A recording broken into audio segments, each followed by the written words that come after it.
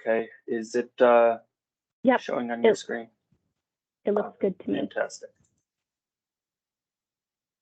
So yeah, hi, my name is Jesse Sharrard. I'm one of the environmental health administrators with the Allegheny County Health Department's food safety program. And thank you very much to Live Well Allegheny for having me today. I have a brief introduction to what the food safety program does and some tips on how you can incorporate some food safety into your own house. But first off, yeah, about the food safety program, we're tasked with a huge portion of the county's food security. It's our role to make sure that everyone in the county can have access to safe food. And we accomplish this through a combination of permitting and inspections. On the permitting end, we make sure before we issue a permit that a business has everything that they need in place to be able to operate safely, and then inspections on an ongoing basis to make sure that they are operating safely.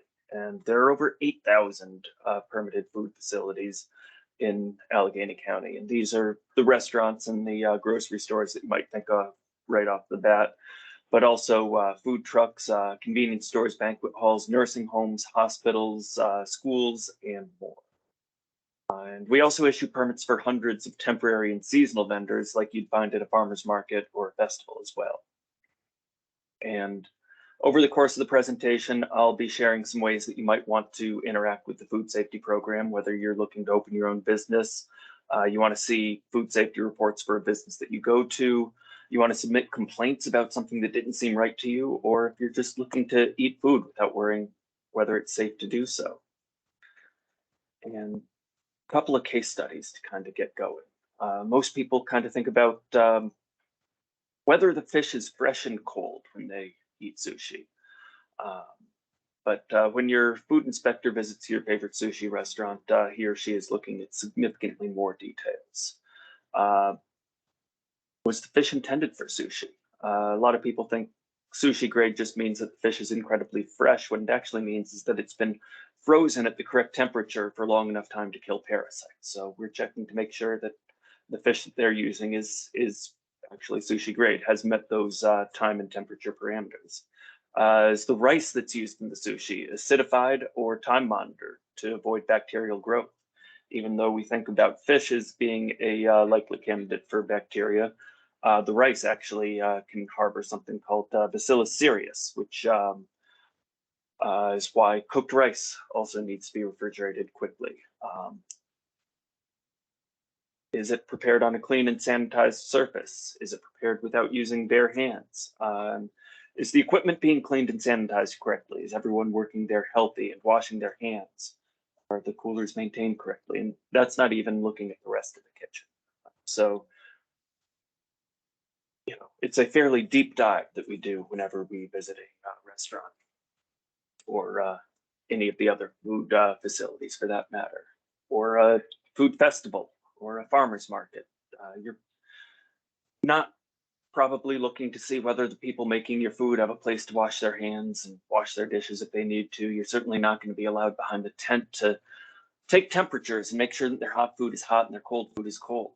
But health inspectors do. And we ask everybody who's applying for a permit to operate at one of these venues for their plans in advance so that we make sure they're set up for success. That way you and your family can go out to these outdoor venues and get food without worrying about it. You can rest assured that they have systems in place to keep the food safe. And donations as well. You know, this box, stock photography actually, but a box like this would not be an appropriate food donation. For one thing, none of those foods are labeled. You can't tell just by looking necessarily what's in something. Has it been recalled? We want to make sure that everybody, no matter where they're getting food, has the opportunity to enjoy safe food for their family. Know what ingredients are in each item, just in case somebody in their family has an allergy to something. Inherent in the definition of food security is access to safe food. And if something makes somebody sick, it's not increasing their food security, but robbing their body of calories, kind of the negative of food security, the opposite of food security. So we want to make sure that that everything's handled safely and correctly. And the rise of free fridges actually are a challenge for the food safety program, trying to figure out how to deal with those. We want more people to have access to fresh and healthy food, but we also need to make sure that these fridges have somebody curating them, making sure that what goes in has come from a safe source. It doesn't stay there longer than is safe, and it's held at the correct temperature, so that you know, even as new ways of distributing food arise, we're trying to make sure that we're helping the people who develop those concepts do it safely. And just a quick look at the top 10 violations can kind of help you to see why it's important that we do this.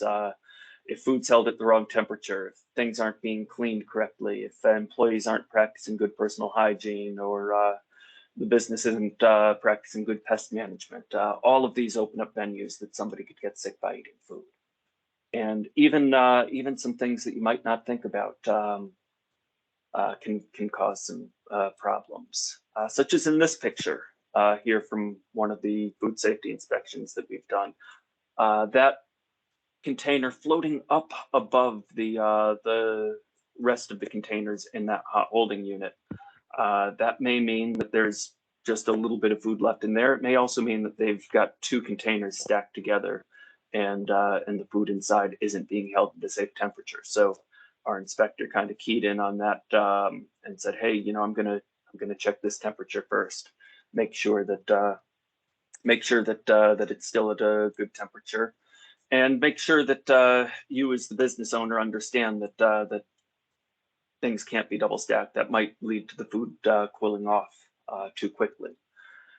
We want to make sure that food businesses know how to operate safely every day. I'd like to say that businesses should think about our inspections as a high-value consultation service. We're able to help the business identify issues, figure out what solution is going to fit their constraints, and provide them with information to guide their decisions towards food safety every day, whether we're there or not. And when we're not there, we're always available to answer questions. We try to build relationships with the businesses that we inspect, so that if something comes up, you know, they might reach out to us and ask us a question, and keep everything safe for all of their customers.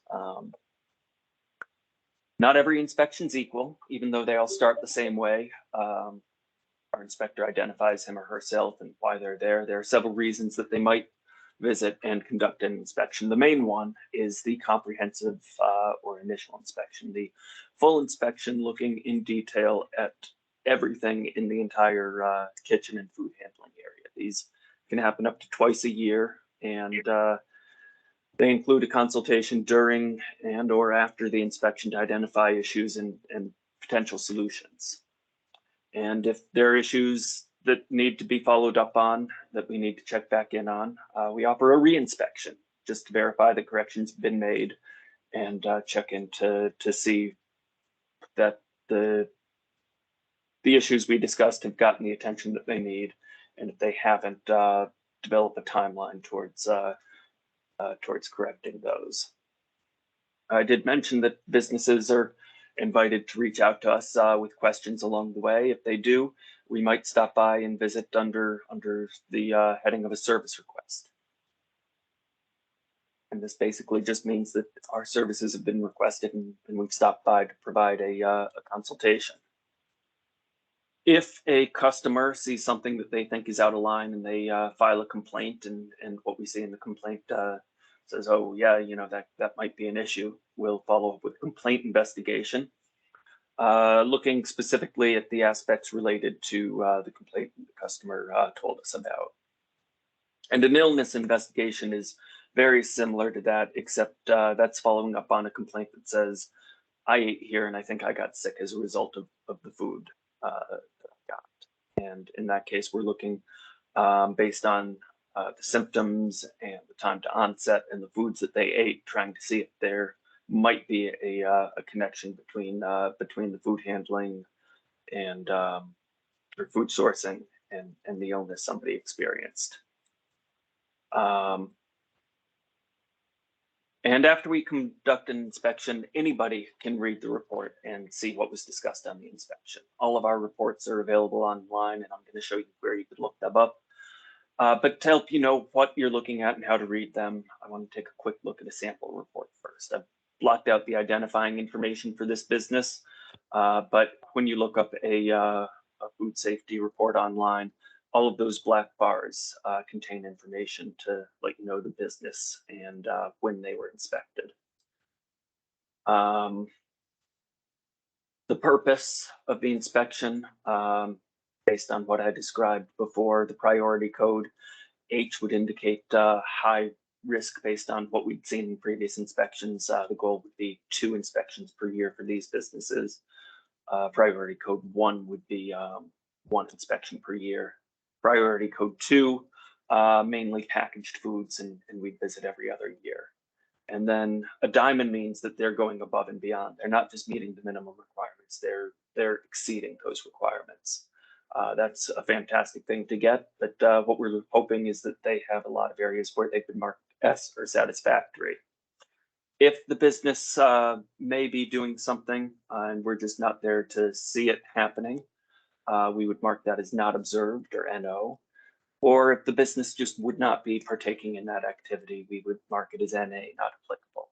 This business is not cooling food and not reheating food and doesn't have any food that would require that note on the menu, the consumer advisory that you might see very often saying eating raw or undercooked meats or shellfish or eggs may increase your risk of foodborne illness. Now, if there is a violation, it's marked as high, medium, or low risk. And that's based on our evaluation of how likely it is somebody could get a foodborne illness based on that activity and based on the US, the Food and Drug Administration's Model Food Code. Low risk does not mean no risk. And in many cases, correcting a low risk violation can also alleviate violations that are deemed to be a high risk. And a description of what was observed and the standard that a business is held to are provided on subsequent pages of the report, 2 through however many may be required. And if the inspector helps somebody to solve a problem during the inspection, it's still cited as a violation. It was seen as a violation during there, but what did the inspector do, or what did the business do while the inspector was there to make that better? And the corrective action is the standard that they need to be meeting. So in this case, they added some ice to the ice bath to get it up to the level of food, and the standard that we're going for is that food's held at 41 degrees or below. Now you would find this, and Victoria, if you could maybe drop the link right into the chat in case somebody wants to click on it, but the short link to our homepage is alleghenycounty.us/food safety. And to get food inspection reports, you'd look for this box that's highlighted in red. And that would take you to our restaurant finder. And Victoria, here's the second link to drop in, the link that would take you directly to this page where you can search by a variety of criteria. You can type in the restaurant name, but depending on how many, or store name, depending on how many locations have that name by itself might not be enough. So combining that with the street name is a good idea. At the very least, you should narrow it down to no more than 2, and in most cases, only 1 business. And you can always get more detailed than that. But after you do that, you just click on that button that says find, and you'll pull up a whole list. And in this case, I chose a business that I know there are a lot of. And not all of them are still currently operating. Some of them may still be there, but have changed ownership. What you're looking at here on the placard status, if it says green, that means that they are open and operating, and that's a currently active business. If it's blank, that means that the business, and it will also say inactive in the client status column as well. That means that the business has either closed or has changed ownership. But we still have their past records up as part of the public record search in case somebody wants to see what was going on at that business when it had been operating. If you click just on the name of any of these particular locations, you will get all of their recent inspections, the past 3 to 5 years, I believe it is. Every inspection that's been conducted and see the purposes behind it. Or if you're just interested in the most recent inspection, you can click on the date, and that will take you directly to the inspection that happened most recently in time. And so yeah, any of our 8,000 plus facilities, you can find out what's been going on behind the scenes, searching for their inspections in the restaurant finder. But what standards are we holding these businesses to? That's based on Allegheny County's Article 3 food safety rules and regulations. And it has just recently been updated. Maybe you saw something about that in the news a few months back. The updated regulations have been passed by the Board of Health, and they're set to go live right at the beginning of next year, coming up very quickly. And if you're interested in seeing what the new regulations look like, you can get to it by going to our main page, and there's a link in a blue box at the top of the page. Or Victoria, you can drop the link into the chat. It's a longer link, and that would take you directly to the page where the updated regulations are found. And you can choose either the straight form, just the new text to see what the new regulations look like on their own, or the red line form, which will show you the differences between what's currently in place for our regulations and what the regulations will be come January 1st. You might be wondering, why did we update the regulations? And the main reason is the last time that they were updated in a major way was in the year 2000. And a lot of things have changed since then. There are new business models in place, new requirements that have been suggested by the FDA in their model food code, which was most recently updated in 2017.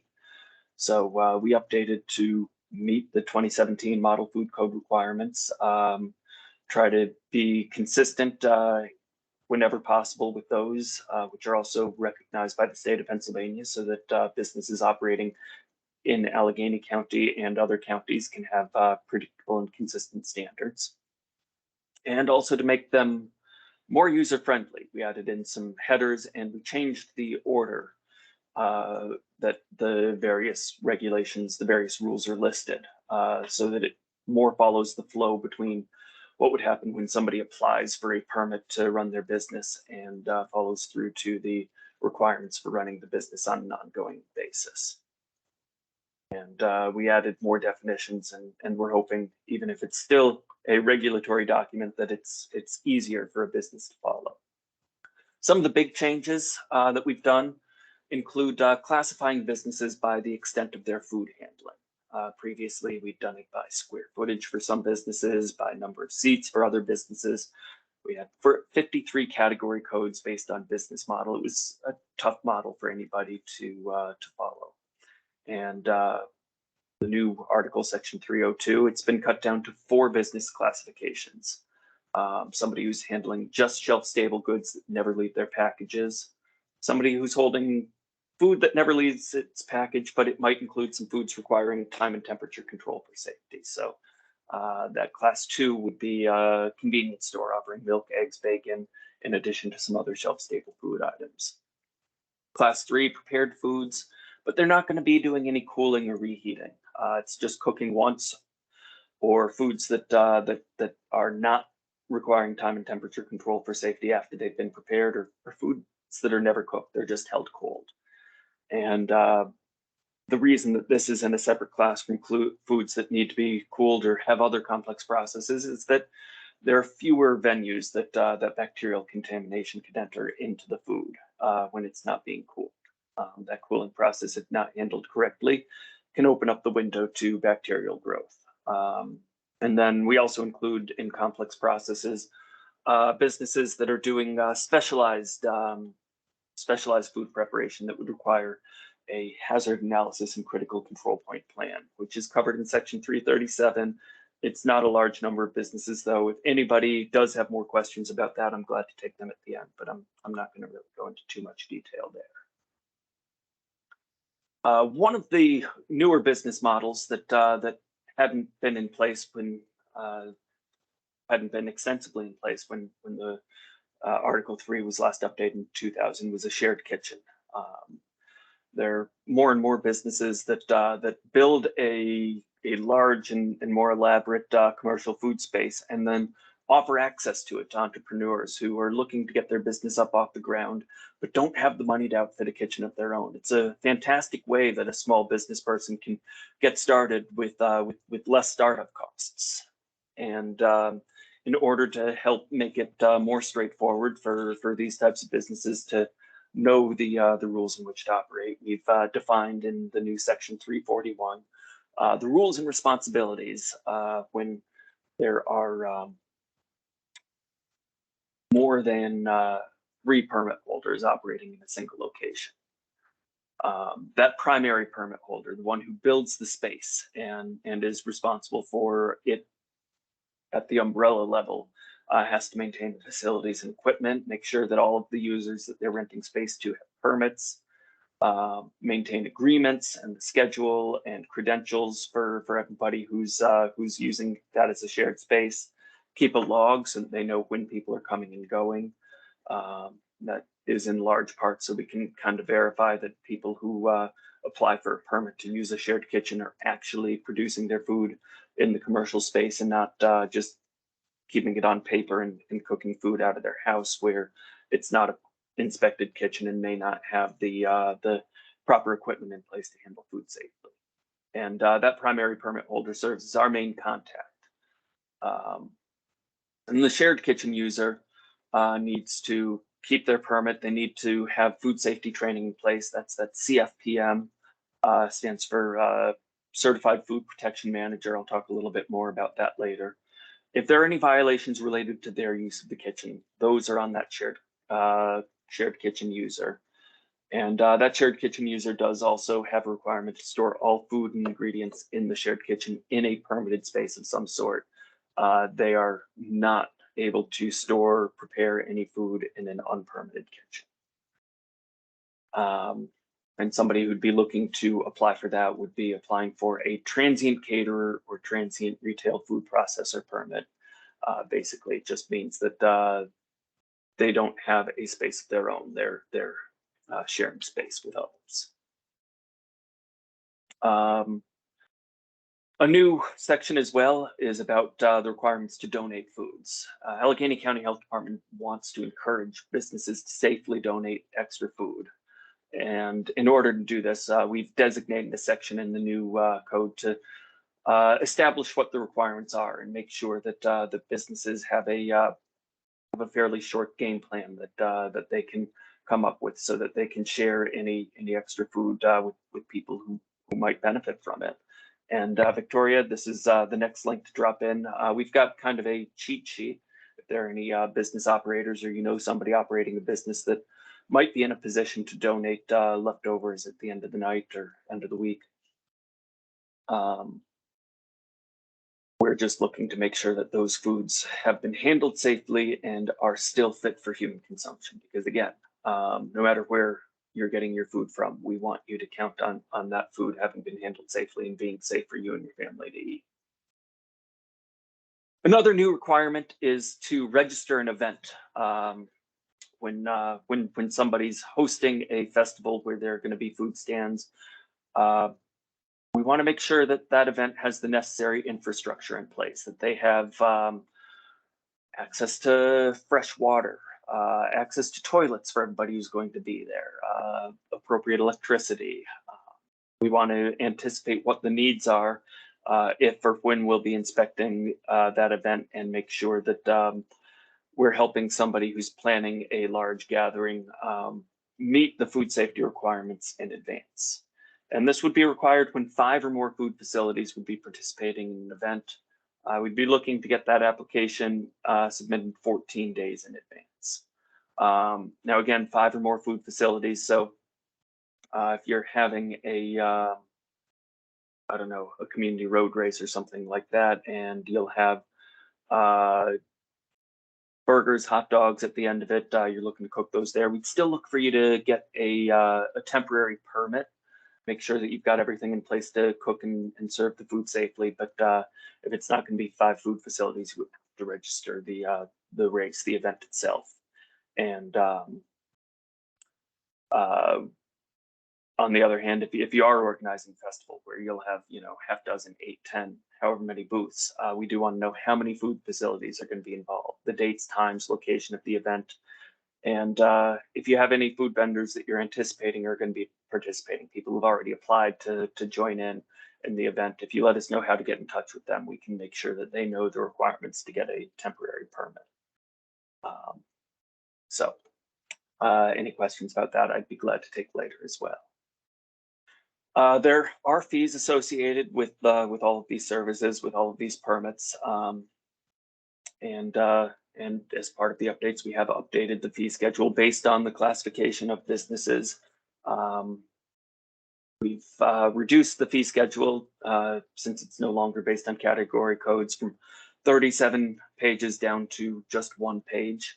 In many cases, fees dropped for a lot of businesses, and in some cases, fees did rise. We tried to balance it as best we could, and we did include a discount of 50% of the standard fee for nonprofits who are operating food facilities. And nonprofits are defined in the in Article 3 as well, matching a state regulation defining what it means for a nonprofit operating a food business. If a business has a consumer alert put up or is ordered to close and they call us up to say, hey, we've corrected all of those issues that you identified, we're ready to reopen, we head out there and we discover that no, they have not corrected all of the serious violations that led to those alerts being put up, they would be subject to a fee for a repeat inspection. Likewise, if they've submitted plans, they say they're ready to open their business, we head out, we discover that the construction was not completed according to the plan submitted, that there's a serious deficiency between what they need to operate the business and what's currently in place, they would have a fee according to the updated fee schedule for a second inspection of that. But maybe somebody's looking to get a health permit, and what's involved to be able to start that business and be able to sell food legally, go into business for yourself. You can find information about that in the health permits box at the top of our tiles on our webpage. There are 3 main buckets that it might fit into, and I'm actually going to start with the bucket that we do not directly offer the permit for. A fairly common question that we get is, hey, how do I start a food business out of my home kitchen? And the answer is, well, there's a fairly narrow path that you can follow to do that. The Allegheny County Health Department does not permit or issue any sort of registration for a home-based business, but the Pennsylvania Department of Agriculture, their Bureau of Food Safety, does recognize limited food establishments. Food that's produced or stored in a home kitchen or a home-style kitchen would need to meet all of their requirements. The list is lengthy. Nothing produced would be able to have nothing produced in a limited food establishment can require time and temperature control for safety. It all has to be shelf-stable food. There can't be any pets that would be in the kitchen at any times. There needs to be sufficient storage space for both personal and business-related ingredients and more. But if this might be something that you're looking to do, there's a short link on the screen there. I did not drop that into the list for Victoria to put up, but you could also scan that QR code or just copy down that short link. And all the information is available from the state. And once somebody had registered as a limited food establishment and passed their state inspection, they could qualify to get a temporary or a seasonal permit with Allegheny County. They could participate in a food festival with the food that they're preparing, whether it's a spice mix or baked goods or whatever else. Or they could set up to sell at a farmer's market. There is a little bit of understandable confusion about the difference between a temporary or a seasonal permit. The requirements are very similar for both. We collect information about both types of permits through the same application.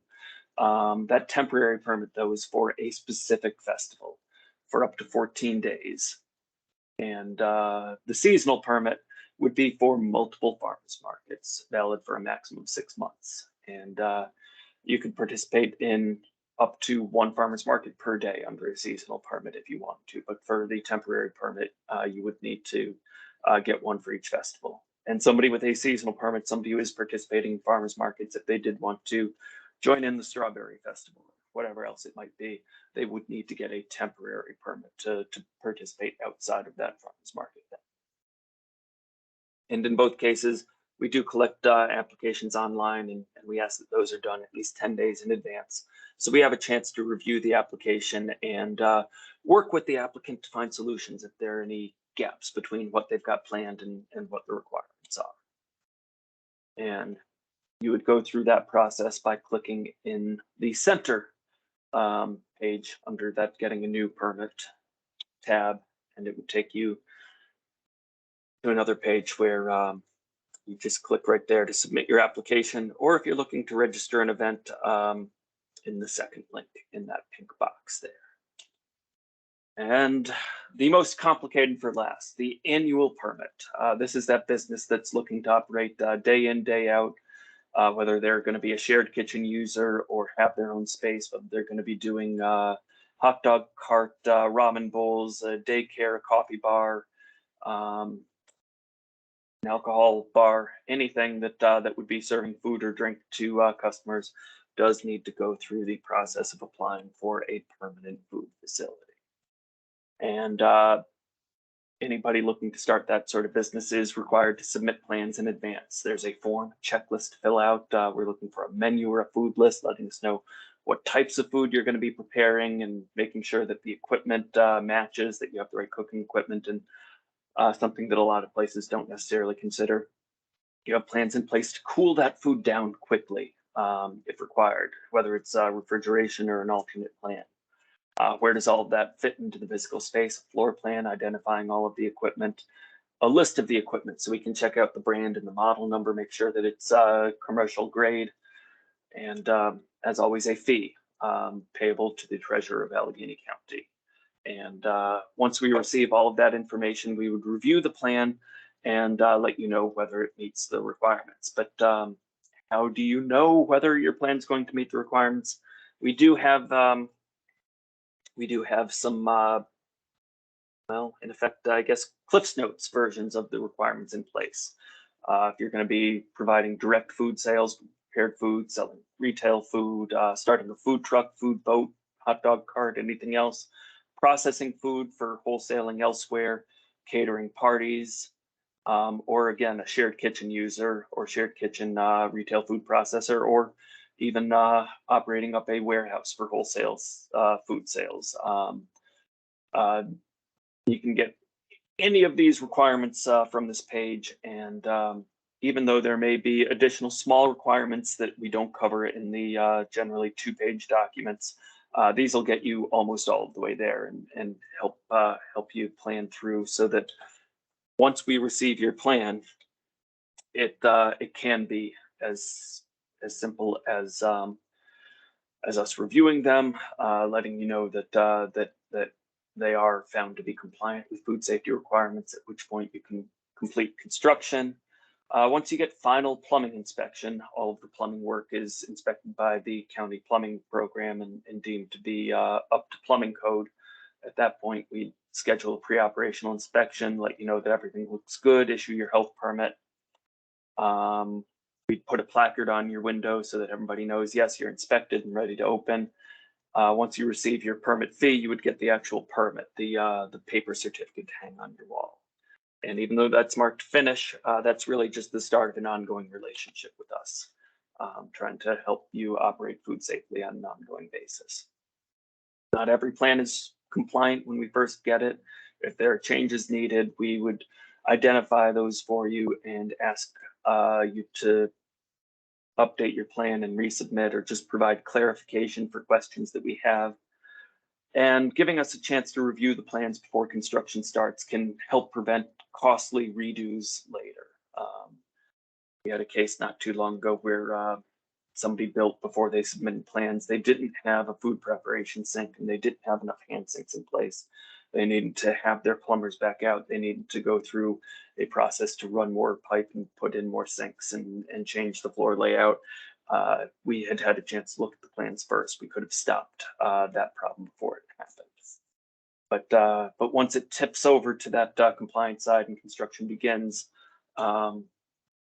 once that construction is done, we can do the pre-operational inspection where, generally speaking, we're just identifying small issues, whether it's that the insulated foam needs to be smoothed off so that it provides a smooth and cleanable surface, or that pipes shouldn't be bracketed to the wall in this particular way because that can provide areas that moisture can build up and might harbor pests on an ongoing basis. So we'll walk around, we'll shine flashlights, we'll give you minor notes, sometimes major notes, but try to get you inspected and permitted, get that placard on the wall so that you can open up and start living the dream.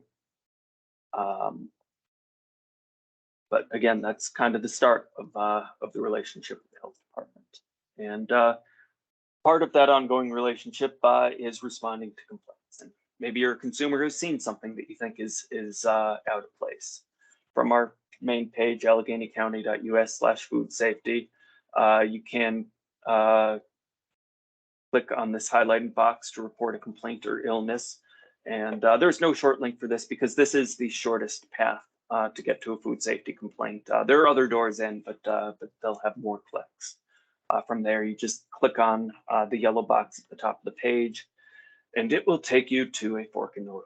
Are you filing a food complaint or a suspected illness complaint? I think the business was in violation of food safety regulations. That's a food complaint. I think I got sick as a result of eating a food from a particular place. That's a suspected illness complaint. And the reason we have separate doors for those is we're asking for significantly more information about somebody's symptoms and state of health on that suspected illness complaint. If it's just a food complaint, it can be anonymous if you don't want to share who you are. If you do share who you are, that gives us a chance to follow up with you afterwards and get clarification if we have any questions. On a suspected illness complaint, we can't investigate unless we know who you are. We really need to be able to get in touch with you to find out more details if we need them about the food or how it was handled, anything else you might have seen. But no matter what, if you let us know who you are, we never provide that information to the business. We just want to be as thorough as possible when we visit so that we can get to the bottom of things and get an answer to you. How can a business know what they need to do and help their staff to know those requirements and meet them on an ongoing basis?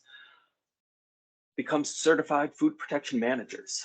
We do require most businesses that are handling or preparing food have at least one certified food protection manager present at all times that food is being prepared or handled. But it's a great idea to have more than one in case somebody calls out sick, and it's a fairly straightforward process. I think I forgot to give Victoria a link for this one as well, but the QR code works and that short link works. It'll take you to a web page where you can get more details about our class offerings. We offer a 2-day course that includes 2 days of instruction, book, and the exam fee. A 1-day course that's just the book and the instruction day and the exam at the end of the day. We do mail books out in advance so that you have a chance to study in advance. Studying is highly recommended. No matter what, we're never going to be able to cover everything in the book over the course of a couple days. And if you're tight on things and you're just looking to take the test, we do offer a challenge exam that does not include a book. It's the exam only. If our dates, our times, our schedule don't meet your requirements, you're looking to do something online in the evenings, we're not the only people who offer certified food protection manager credentialing. You can get it through any of these accredited providers. They're accredited through the American National Standards Institute. And here's a short link in the code that you can go to get the updated list. And actually, the list has been updated since I produced this. There's a new one called AAA Food Handler that's also offering a certified food protection manager credential. And by clicking on that link, you would see the 100% up-to-date list whenever it is that you happen to go there. Resources and information for businesses on an ongoing basis. We have an entire library of documents about things that you and your staff might need to know, whether it's how to wash your hands, how to make sure your thermometer is accurate, how to store food. And we're expanding the offerings to include more languages. We're making an intentional drive now to translate more of our documents into more languages, and we're seeking to communicate as clearly and concisely with as many people as possible. So if you see something that you have questions about, suggestions for, please reach out to us, let us know. And getting towards the end here, I promise. Food safety at home. You don't have to eat out to have food safety concerns. And with Thanksgiving coming up next week, I did want to take a quick look at some safety relating to turkeys and holiday gatherings. To keep your turkey safe, you want to thaw it in the refrigerator. That's going to take about 24 hours for every 4 to 5 pounds. Generally speaking, I'd suggest for a 15-pound bird, give it even a little more time, get it about a week in advance, and let it sit in the refrigerator that full time. So, you know, that's getting your turkey in the next couple of days if you'll be buying it frozen. Thawing it under running water will work. That's how we would require a business to thaw any meats is under running water. At the home, that doesn't really make sense. Nobody wants to leave their faucet running that long. My wife would absolutely murder me if I tried to do that. You can thaw a turkey submerged in water, but in order to prevent bacteria from growing, you do want to change that water every 30 minutes. And it takes about 30 minutes per pound. So a 15-pound turkey would take about 7.5 hours to thaw, and 15 changes of water. Probably involves doing it all day long, and would be fairly labor intensive to do correctly. So if at all possible, I highly recommend the week-long refrigerator method, or you can cook an unstuffed turkey from frozen. It's just going to take about 50% longer to cook. So a thawed 15-pound turkey would take about 4 hours to cook. If you put that in the oven from frozen, it would take about 6 hours to cook. Another challenge there is that the giblets and neck and things like that are probably in that cavity, and it's tough to get those out when the turkey's frozen. So above and beyond, I most recommend thawing it in your refrigerator over the course of a week. But never use these methods. Don't just set it out on the counter. That's just asking for salmonella to grow. Likewise, if you put it in hot water or just put it in a thing of water and leave it there for 7.5 hours, that water is going to warm up. It is going to give a chance for again, that salmonella bacteria to grow. And please, it's safe to roast your turkey from frozen, but never, please never fry a frozen turkey. That will lead to explosions and fire and massive burns. And please just don't put a frozen turkey in a fryer. If you're going to fry a turkey, make sure that it is completely thawed. Preparing the turkey, you do want to keep that turkey, that raw meat, separate from raw fruits and vegetables. You don't want to combine them on the same cutting board. After you've finished handling the turkey, you want to use a different cutting board, ideally, or a well-scrubbed cutting board before you tackle fruits and vegetables. In large part because you never really know when a small hand might come along and grab a snack, or even a larger hand. And even if she's enjoying that carrot now, if it's one of those carrots that was under the turkey, she won't be enjoying that later. So keeping your raw meats and your raw produce separated is a good way to keep you and your family safe.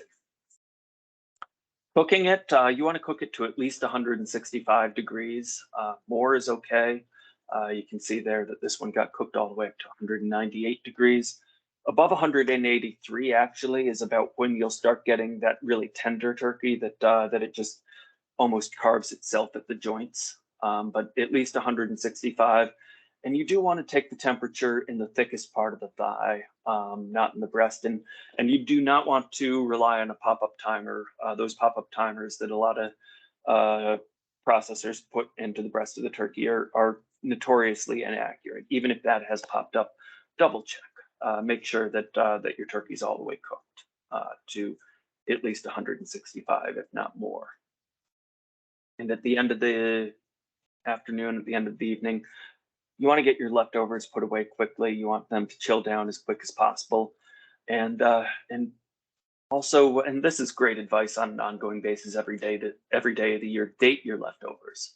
Write down what they are, when they were made, and when you need to use them by 6 days after they were made. And that way you're never going to be standing there at the open refrigerator scratching your head saying, you know, when did we have this casserole? Was that last Monday? Was that Sunday?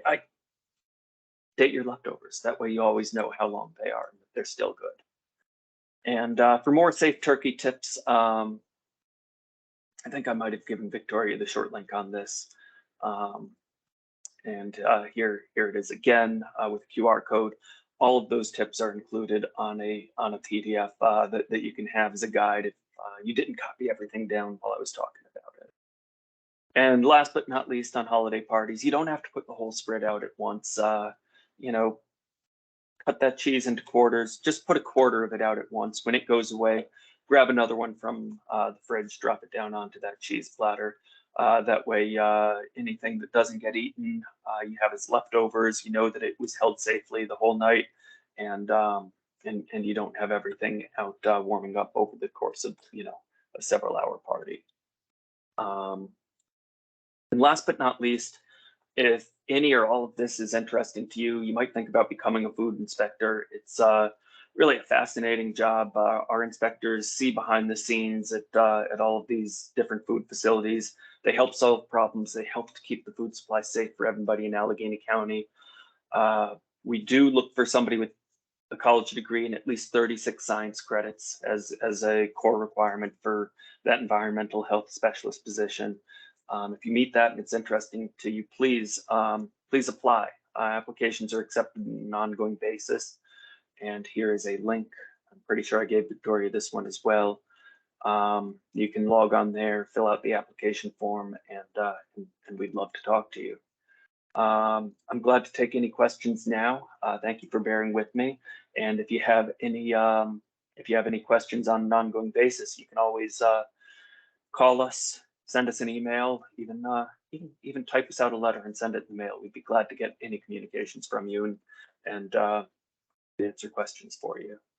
But again, any questions now, I would 100% be glad to take.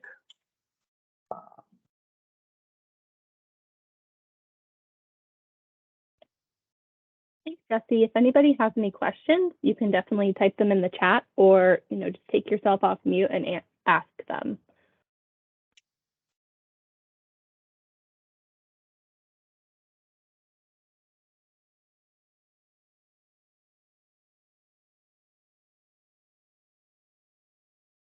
Average amount of complaints that we get on a yearly basis. Oh, that one's tough. 1,500, couple thousand.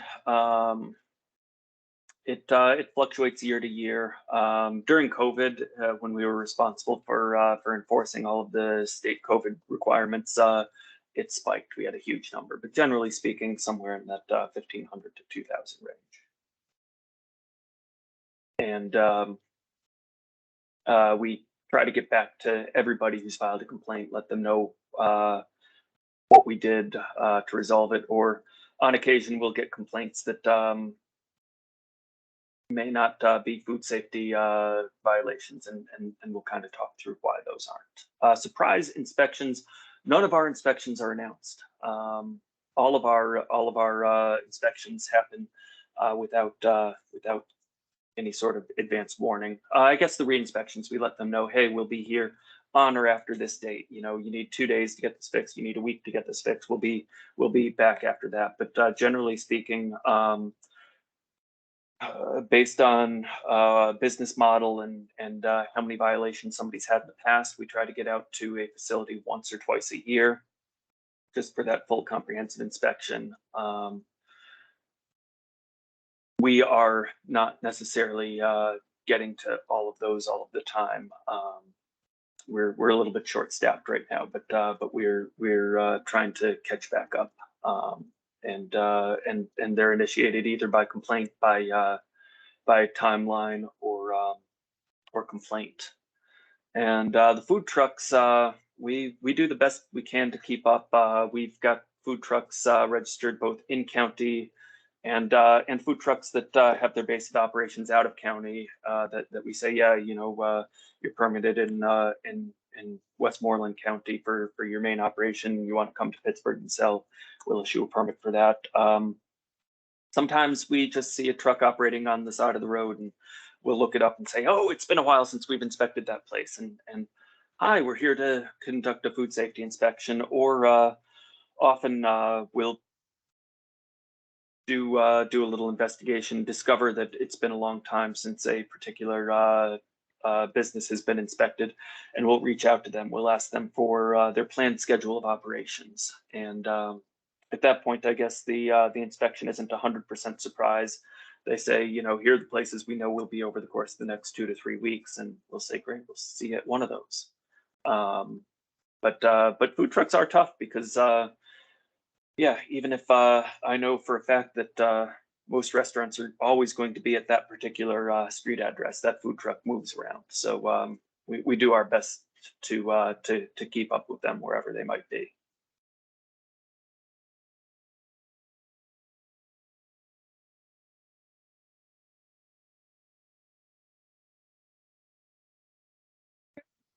Any other questions, you can definitely drop them in, but I think, you know, those are some great questions and great answers, Jesse.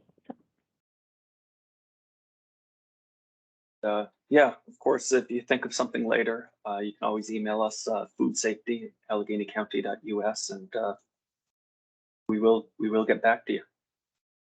And then are the slides, am I able to share the slides with participants, Jesse? Yeah, I don't think there should be an issue with that. I'll get you a PDF so you can send that out. That would be perfect. I think that's it though. Jesse, thank you again for such a great presentation on food safety around the holidays and just general food safety information. We really appreciated it. If there's no other questions, have a great rest of your Tuesday, everyone. Thank you very much.